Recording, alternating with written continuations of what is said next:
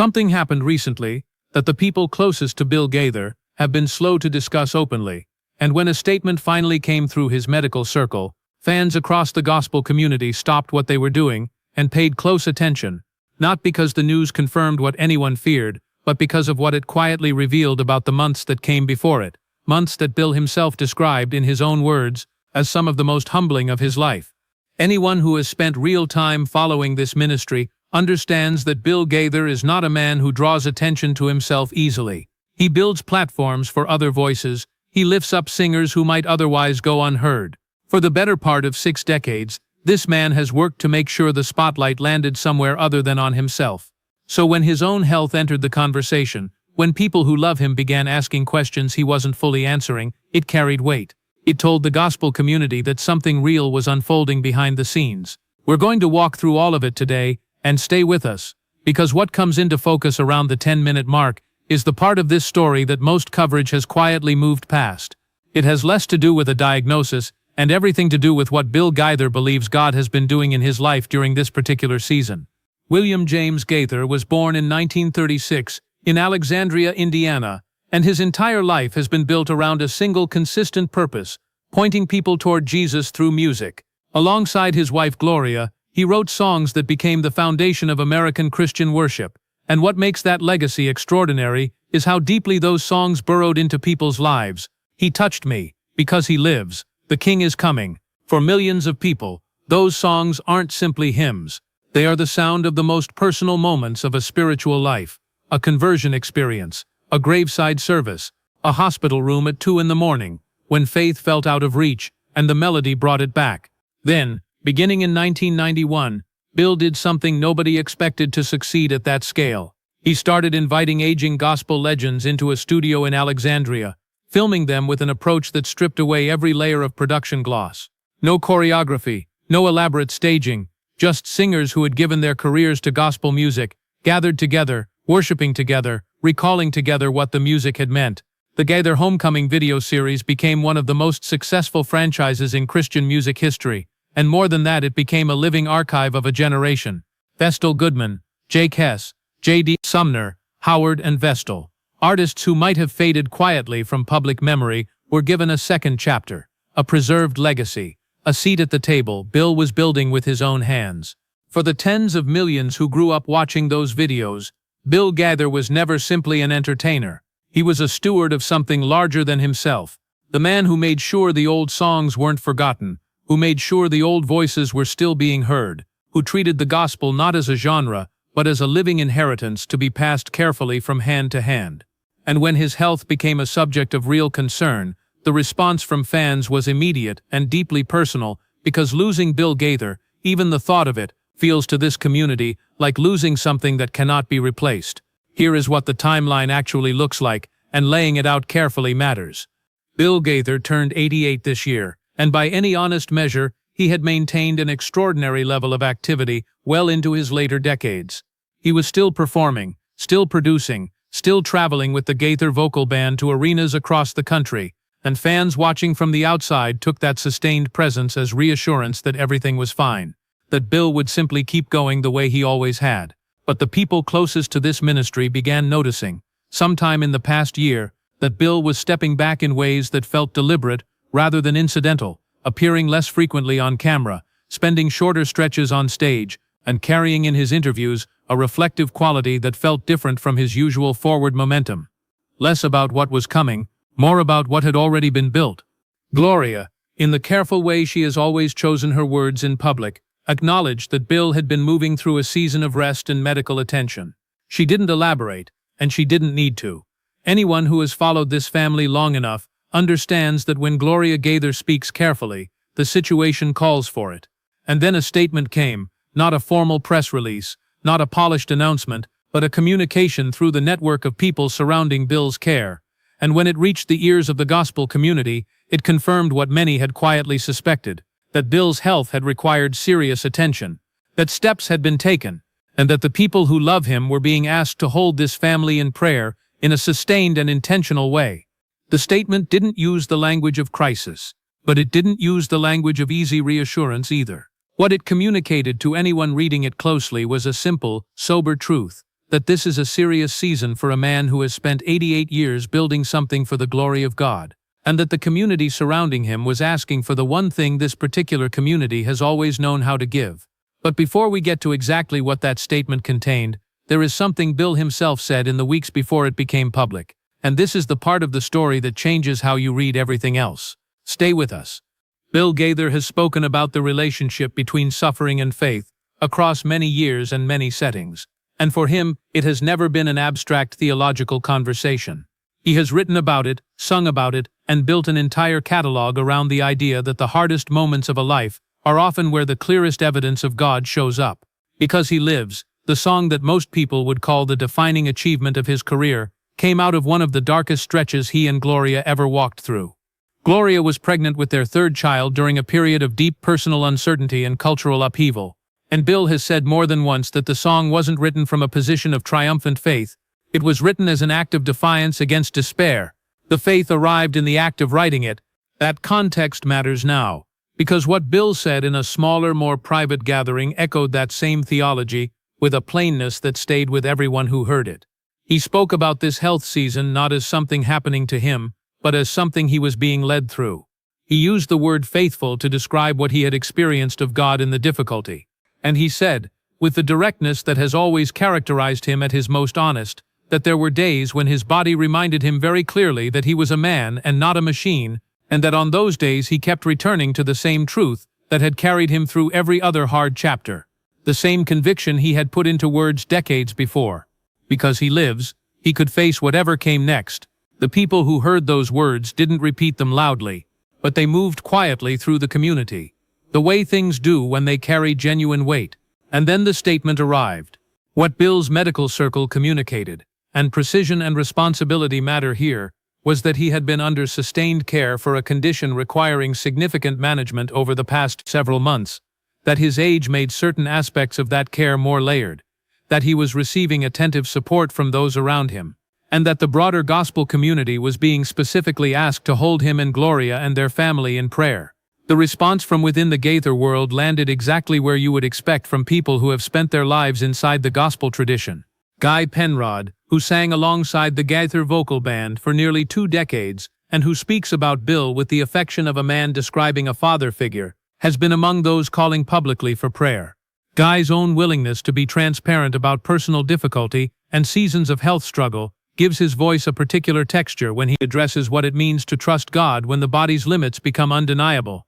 David Phelps, whose voice Bill heard and immediately recognized as something rare, has spoken in recent months about the debt he carries toward Bill's vision, telling interviewers over the years that without Bill Gaither's willingness to build a platform for young voices, his own ministry would have looked entirely different. What David carries for Bill isn't professional gratitude. It runs deeper than that. And Mark Lowry, whose humor has always been the other face of a profound spiritual seriousness, put it simply, the gospel community needs to hold this family up. Mark's history with Bill stretches back to the earliest homecoming gatherings, when he became one of the most beloved voices in that extended family, not just for comedy, but for the rawness of his faith and his refusal to pretend that following God was a clean or uncomplicated thing. For the people who have followed Bill Gaither's journey across the decades, not simply as fans but as believers whose own faith has been shaped by his work, this season carries a particular kind of weight. There is something that moves quietly beneath the surface of all this, and it deserves to be named directly. Bill Gaither is the man who filmed Jake Hess when Jake could barely stand at the microphone, who made sure Vestal Goodman's voice was captured for all time before the Lord called her home, who understood better than almost anyone that the stories of God's faithfulness in human lives were worth preserving, worth telling, worth holding up as evidence that faith is not wishful thinking, but lived and documented reality. And now Bill Gaither is living one of those stories himself. For those who have followed this ministry since the earliest homecoming days, and for the millions who discovered it somewhere along the way, through a video shared by a parent, or a song that came on the radio at exactly the right moment, Bill Gaither's presence in gospel music has never really been about Bill Gaither. It has always been about what and who he was pointing toward. And watching him face this season with honesty and faith, with the same plain-spoken trust in God that has characterized everything he has ever done, is itself a form of ministry. A living sermon preached not from a platform but from a season of genuine human vulnerability. There is one more part of this story that most people haven't connected yet, and it has to do with something Bill quietly began doing about 18 months ago that only now, in light of everything else, starts to make full sense. Those paying close attention to Gaither Vocal Band activity and Gaither Homecoming Productions noticed that Bill accelerated a number of projects that had been sitting in various stages of development. Albums that had been moving slowly were prioritized and finished. Archival recordings, some reaching back decades into the Homecoming catalog, were organized and readied. Conversations about the long-term future of the ministry, about what the catalog would look like in the years ahead, were happening with a new and deliberate intentionality.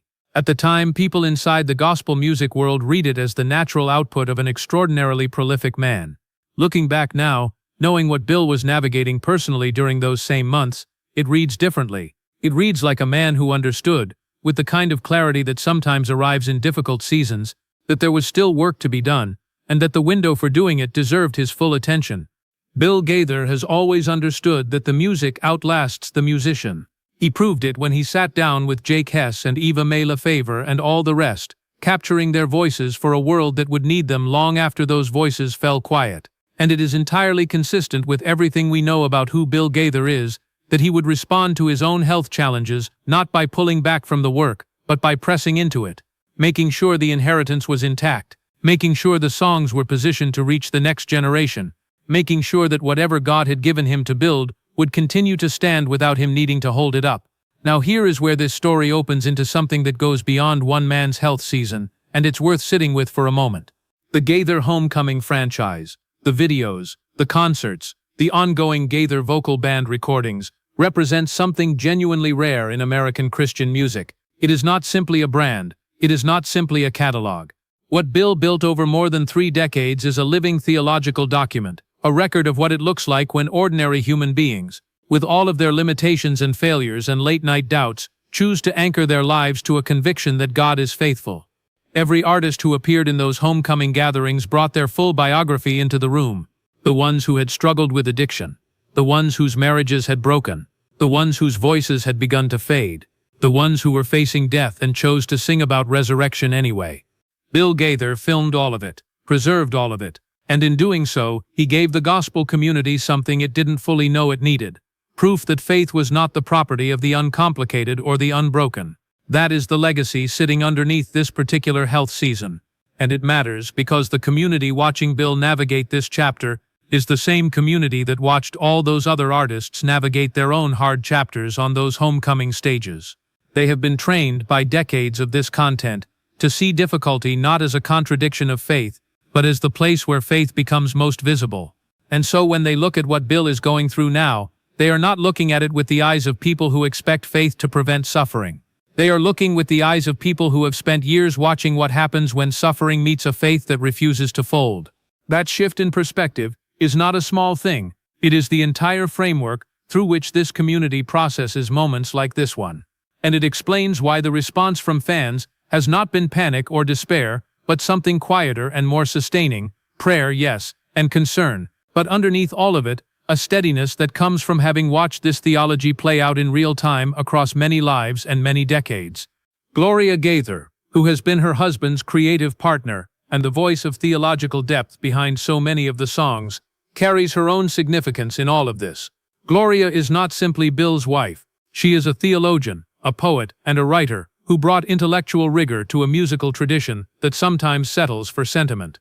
The words to Because He Lives, which she wrote while Bill composed the melody, are not casual or accidental. They are carefully constructed statements of belief, written under pressure, designed to hold weight in exactly the kind of moment this community is now experiencing. And the fact that Gloria has been present, steady, and careful in how she communicates this season tells its own story, because Gloria Gaither has always been at her most precise when the stakes are highest.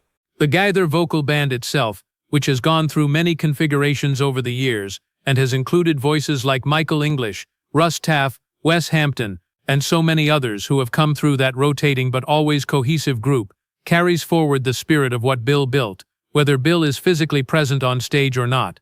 The artists who have moved through that ensemble took something with them, a way of approaching gospel music that treats it as a weight-bearing thing, something that has to be able to hold a person up in the worst moments, not just accompany the best ones.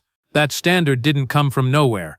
It came from the man who built the room and set the tone for what happened inside it. What the gospel community is watching right now, whether they name it this way or not, is a man living inside the theology he spent his life articulating, and the watching is itself a kind of participation, because those who love this ministry are not passive observers of Bill Gaither's story. They are part of it. The songs he wrote became the soundtrack of their lives. The videos he produced gave them images of faith to carry. And the prayers they are now offering for him and for Gloria are their way of returning something to a man who gave so much of himself to making sure they never felt alone in their own hard seasons. What happens next for Bill Gaither and for his family is something the gospel world will continue to hold closely, and the question of what comes next is real and worthy of honest acknowledgement. There are things this season has not yet answered. What the coming months will look like in terms of his public presence, what the Gaither Vocal Band's calendar holds, how Bill himself continues to define his role in a ministry that has always moved at his pace and reflected his priorities. Those questions remain open, and anyone who loves this man would be less than honest pretending otherwise. But what is also true, and what anyone who has followed this ministry for any real length of time already carries somewhere in themselves, is this. Bill Gaither's story has never been about Bill Gaither. It has been about the God who called him, the songs that God gave him language for, and the community of faith that found itself seen and held and sustained in those songs across more than half a century. That story is not finished. However this chapter resolves, the work is already done in ways that time cannot undo. The voices have been preserved, the songs have been written, the lives have been changed in ways that ripple outward further than any of us will ever be able to trace. Whatever comes next, the fans and fellow believers who have walked with this ministry for decades know one thing. Bill Gaither planted seeds in soil that is still producing, in places he has never seen and may never know about. And that is exactly the kind of legacy a man of his faith would consider worth everything it cost. If this story moved you, there is a related video coming that we believe will matter just as much to you. The untold chapter of the relationship between Bill Gaither and one of the vocal band's most beloved members, and what came out of a private conversation between them, is something we weren't sure would ever reach the public record. That story is coming, and it may be the most meaningful thing this channel has put together yet.